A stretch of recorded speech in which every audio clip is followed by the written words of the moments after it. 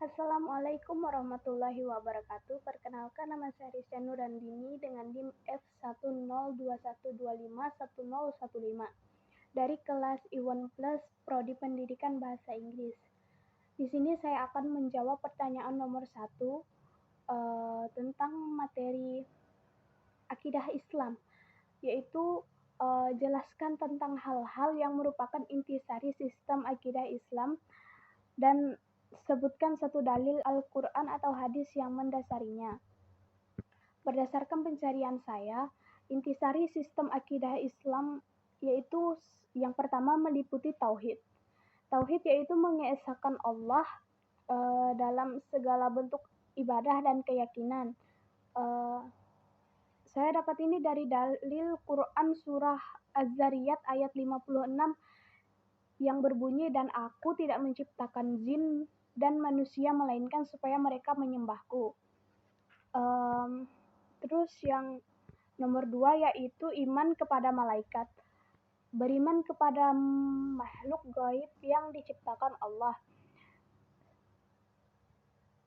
Ini berdasarkan dalil dari Quran surah Al-Baqarah ayat 285 yang berbunyi, Rasul telah beriman kepada Al-Quran yang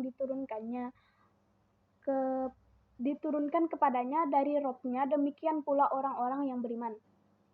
Nomor 3 yaitu iman kepada kitab-kitab Allah.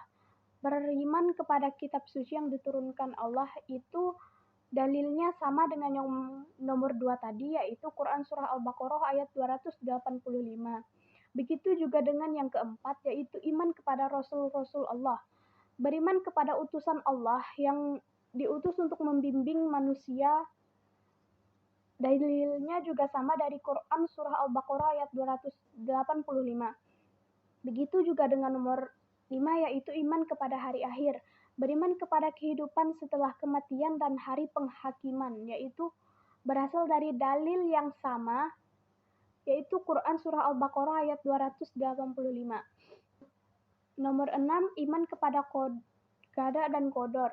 Beriman kepada ketentuan Allah yang telah ditetapkan, yaitu dalil dari hadis riwayat Bukhari yang berbunyi, engkau beriman kepada Allah, kepada malaikatnya, kitab-kitabnya, rasul-rasulnya, hari akhir, dan kepada takdir yang baik dan yang buruk.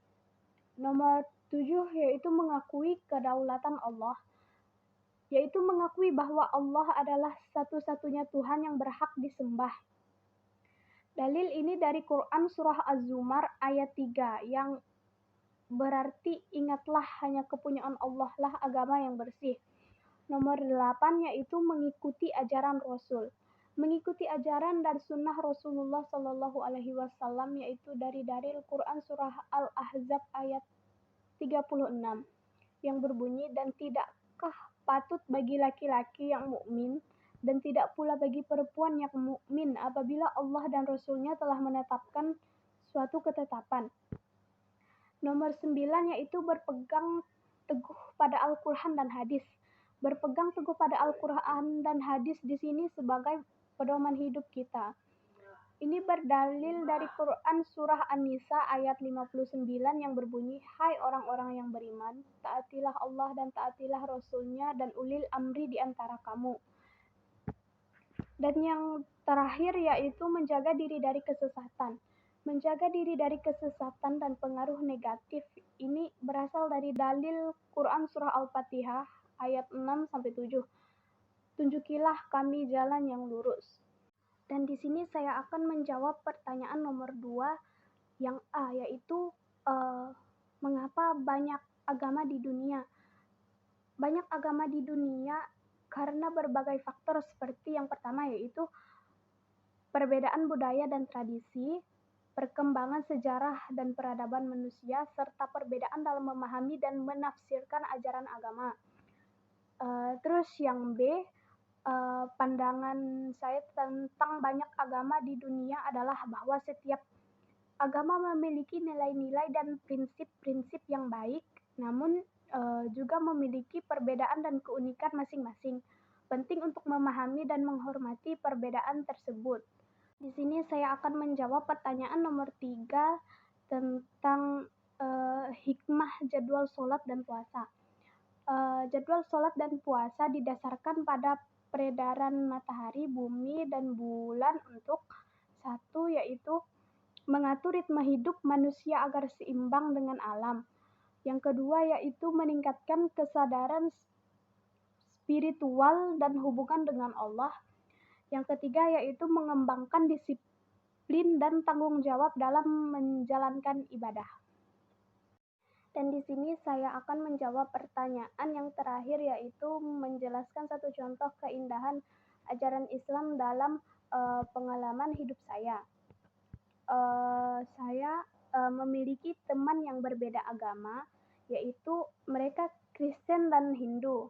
Di situ kami tidak saling membedakan dan kami pernah berdiskusi tentang agama kami, namun saling menghormati dan tidak menjudge. Salah satu contoh keindahan ajaran Islam adalah konsep saling menghormati dan menghargai, yaitu Islam mengajarkan untuk menghormati dan menghargai semua orang tanpa memandang latar belakang, budaya, dan agama mereka. Ini tercermin dalam Quran Surah Al-Hujurat ayat 13 yang berbunyi, "Hai manusia, sesungguhnya kami menciptakan kamu seorang laki-laki dan seorang perempuan dan menjadikan kamu berbangsa-bangsa dan bersuku-suku supaya kamu saling kenal mengenal." Nah, dari sinilah saya dapat merasakan perbedaan dalam perbedaan agama dan suku kepada teman saya. Namun kami tetap saling menghargai dan tidak saling menghakimi bahwa agama kami yang paling benar, tapi kami tetap dengan masing-masing kepercayaan kami. Sekian dari saya, mohon maaf atas kurang selebihnya, saya mohon maaf. Wassalamualaikum warahmatullahi wabarakatuh.